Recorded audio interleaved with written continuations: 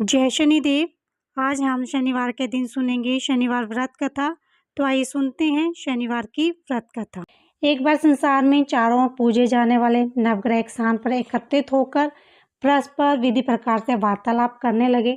जब बात इस पर आ पहुंची कि उन 9 ग्रहों में सबसे बड़ा और सर्वाधिक पूजनीय देव कौन है, तो प्रत्येक ग्रह देवता स्वयं को बड़ा कहने लगा। इस बात पर जब बहुत देर तक वाद विवाद होता रहा और कोई भी निर्णय न हो सका, तो यह तय हुआ कि चलकर इंद्र से इसका निर्णय करवाना चाहिए।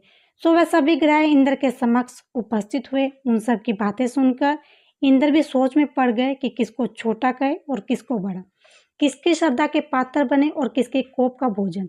और अंत में निर्णय न करते हुए बोले, मैं अल्प बुद्धि हूँ, इस बात का निर्णय करने में असमर्थ हूँ। मुझे तो आप सभी बड़े नजर आते हो और मैं सभी का आदर सम्मान करता हूँ। इस पर नवग्रह संतुष्ट नहीं हुए और हट करने लगे कि उनका निर्णय आपको अवश्य करना चाहिए। तब देवराज बोले, मृत्यु लोक में अत्यंत न्यायप्रिय राजा विक्रमादित्य राज करता है, आप उसके पास जाएं, वह अवश्य आपकी समस्या का कोई ना कोई समाधान करेंगे। इंद्र से निराश होकर नवग्रह मृत्युलोक में जाने को तत्पर हो गए। देवराज इंद्र ने जब उन्हें वहां से जाते देखा तो प्रशंसा से सांस लिया। इस धर्म संकट से निकलना उसके लिए सचमुच ही कितना दुष्कर था, पर अपनी चतुराई से उन्होंने अपने ऊपर आए संकट को राजा विक्रमादित्य पर टाल दिया। उज्जैन नगरी की इन दिनों सारे ही भारत में धाक थी। एक तो वहां राजा विक्रमादित्य के दरबार में बड़े बड़े ज्ञानवान लोगों का जमावड़ा रहता था, दूसरे उस न्यायप्रिय राजा के न्याय में उज्जैन नगरी के सारे भारत के डंके बजते थे। स्वर्ग में जब नवग्रहों का निर्णय न हो पाया तो वह अपने अपने विमान पर आरूढ़ होकर मृत्युलोक में आ उतरे। ठीक उसी समय जब राजा विक्रमादित्य का दरबार ठसाठस भरा हुआ था। नवग्रहों को इकट्ठा देखकर विक्रमादित्य अपने सिंहासन से उठ खड़े हुए और सभी देवों के सम्मान पूर्वक आसन ग्रहण करने का अनुरोध करने लगे, पर उनमें से किसी ने भी आसन ग्रहण नहीं किया। विक्रमादित्य ने जब प्रश्नवाचक दृष्टि से उनकी ओर देखा तो बृहस्पति देव ने आगे बढ़कर जोरदार आवाज में कहा, हे राजन, हम यहाँ पर तब तक आसन ग्रहण नहीं करेंगे जब तक आप यह निर्णय नहीं करेंगे कि हम में सबसे बड़ा कौन है। राजा अपने ऊपर आए इस धर्म संकट को देखकर पल भर तो घबरा गया, परंतु शीघ्र ही उसने स्वयं को संभाल लिया। उसने अपने मन में एक युक्ति सोच ली। दरबार में छोटे छोटे आसनों की एक पंक्ति प्रवेश द्वार तक चली गई। राजा ने इन लोगों से कहा, आप यहाँ पर आसन ग्रहण कीजिए और मैं सोचकर अभी आपका निर्णय करता हूँ। यह कहकर राजा अपने सिंहासन पर जा बैठ गया। सिंहासन के निकट जो आसन पड़ा था उस पर भागकर बृहस्पति देव जा बैठे। उसके अगले आसन पर सूर्य देव जा बैठे। सूर्य के निकट ही चंद्रमा और फिर इसी प्रकार से बुध, मंगल, राहु, केतु इत्यादि ने अपना आसन ग्रहण कर लिया। पंक्ति के 8 में थे वह गर्भ, किंतु उन्हें भी संतोष था कि उसके बाद शनिश्चर बैठेंगे, किंतु आसन प्रवेश द्वार के समीप और सबसे अंत में होने के कारण शनिदेव उस पर नहीं बैठे। राजा विक्रमादित्य ने सोचा था कि जो ग्रह उस अंतिम आसन पर बैठेगा वह उसी को विनय और दयाशीलता के आधार पर बड़ा घोषित कर देंगे, पर वहां तो बात ही दूसरी हो गई। शनिदेव अति क्रोधी और विकट स्वभाव के देवता हैं। जब वह नहीं बैठे तो 8 ग्रह खिलखिलाकर हंस पड़े। अपना इस प्रकार से अपमान होते देखकर शनिदेव की आंखें क्रोध से लाल हो गई और भ्रिकुटी तन गई। क्रोध से कांपते हुए बोले, राजन, मुझसे बैर लेकर तूने अच्छा नहीं किया। क्या समझकर तूने इस प्रकार से अपमानित करना चाहा और क्यों मुझे अंत में बिठाना चाहा? चंद्रमा राशि में 2.25 दिन तक रहता है और सूर्य, शुक्र, बुध केवल आधा मास, सोम और मंगल 2 मास, बृहस्पति 13 मास, राहु केतु 18 मास रहते हैं, जबकि मैं 7.5 वर्ष तक रहता हूँ। इसीलिए अब तू सावधान हो जा। तूने जो मेरा अपमान किया है उसका दंड अवश्य मिलेगा। राजा के कुछ दिन तो आराम से बीते, लेकिन शीघ्र ही शनिदेव की दृष्टि फिरी और राजा पर 7.5 आ गए। उन्हीं दिनों एक व्यापारी कुछ घोड़े बेचने के लिए उज्जैन नगरी आया। सुंदर सुंदर घोड़े देखकर राजा जी ललचा गया। राजा ने उन्हें खरीदने का आदेश दिया। घोड़ों में से घोड़ा भंवर नाम का था। राजा उस पर चढ़कर देखने लगा। कुछ देर तक तो घोड़ा राजा के लिए वही घूमता रहा, लेकिन फिर सहसा भाग खड़ा हुआ। राजा को बड़ा अचंभा हुआ। घोड़ा एक घनघोर जंगल में राजा को पटक कर अंतर्ध्यान हो गया। राजा अकेला उस वीरान जंगल में भटकने लगा। शाम के समय जब उसे भूख प्यास सताने लगी तो वह जोर जोर से चीखने लगा। उधर एक पगडंडी से एक ग्वाला अपने गांव को जा रहा था। वह राजा की आवाज़ सुनकर रुक गया। राजा उसके पास गया। ग्वाले ने उसकी व्यथा जानकर उसे निक की नदी पर ले जाकर पानी पिला दिया। पानी पीने के बाद राजा ने चैन की सांस ली और प्रसन्न होकर उसने ग्वाले को अपने हाथ की अंगूठी उतार कर दे दी और उससे कहा कि मैं उज्जैन का रहने वाला हूँ, यहाँ रास्ता भटक गया हूँ, तो मुझे रास्ता दिखा दो। तब ग्वाला उसे अपने साथ गांव में ले गया।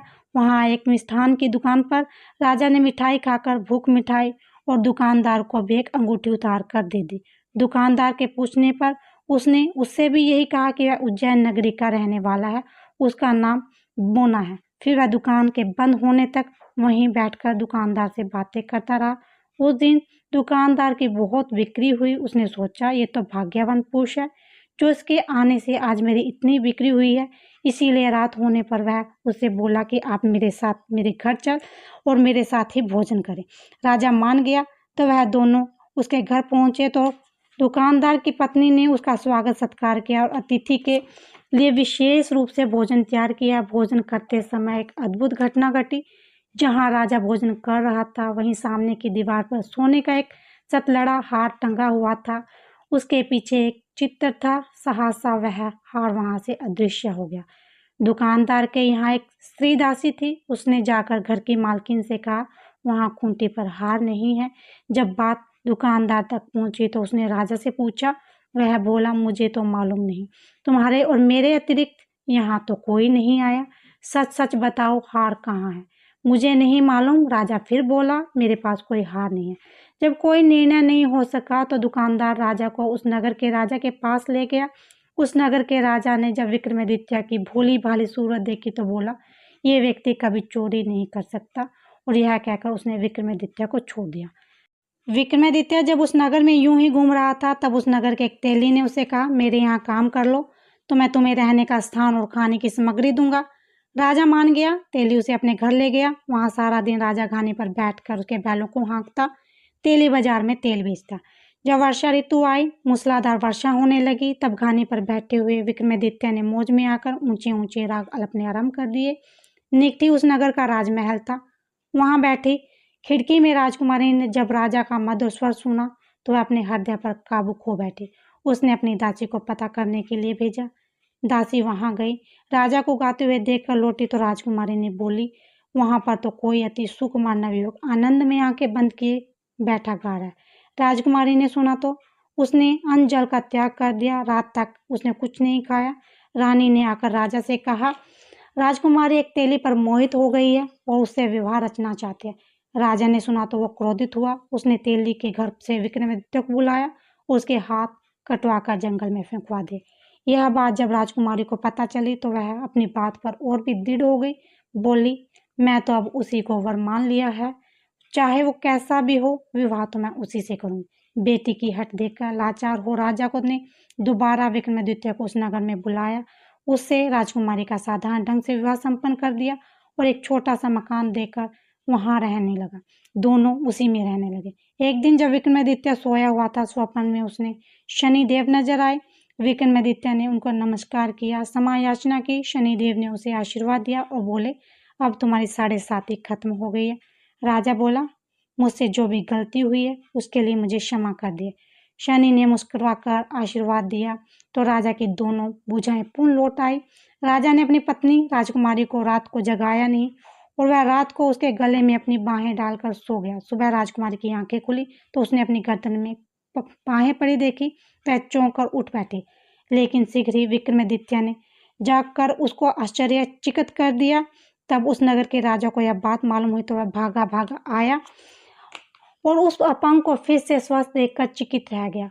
उसने भी विक्रमादित्य से यही कहा कि यह सब शनिदेव की कृपा का फल है। विक्रमादित्य ने अपना वास्तविक परिचय भी उस राजा को दिया और सारा किस्सा विस्तार से सुनाया। सुनते ही राजा विक्रमादित्य के चरणों में गिर गया, क्षमा याचना करने लगा। ये खबर सारे नगर में फैल गई। दुकानदार को जब ये बात खबर मिली तो वह भागा भागा आया और विक्रमादित्य के पांव पर लेटने लगा। विक्रमादित्य उसे उठाया, आसन पर बिठाया, कहा, तुम घर जाकर उस खूंटी पर देखो, हार टंगा हुआ है। और वास्तव में उसने खूंटी पर हार को टंगे हुए पाया। फिर विक्रमादित्य ने कहा, राजा से माफी मांगी तो वहां के राजा ने हाथी घोड़े इत्यादि देकर नौकरों के साथ लश्कर समेत विक्रमादित्य को विदा किया। राजा विक्रमादित्य जब राजकुमारी को लेकर अपनी नगरी उज्जैन पहुंचा तो सारी नगरी में उत्साह छा गया। अपने राजमहल में प्रवेश करने से पूर्व विक्रमादित्य ने नवग्रहों की पूजा की, शनिदेव को सर्वोच्च स्थान दिया। साथ ही उसने नगर भर में ढिंढोरा पिटवा दिया कि शनिदेव मनवांछित फलों को देने वाले हैं और नवग्रहों में सर्वोच्च स्थान रखते हैं। इस प्रकार शनिदेव को मानकर विक्रमादित्य ने अपने राज्य यश और कीर्ति को अमर कर लिया। बोलो शनिदेव महाराज की जय। बोलो श्री नवग्रहों की जय।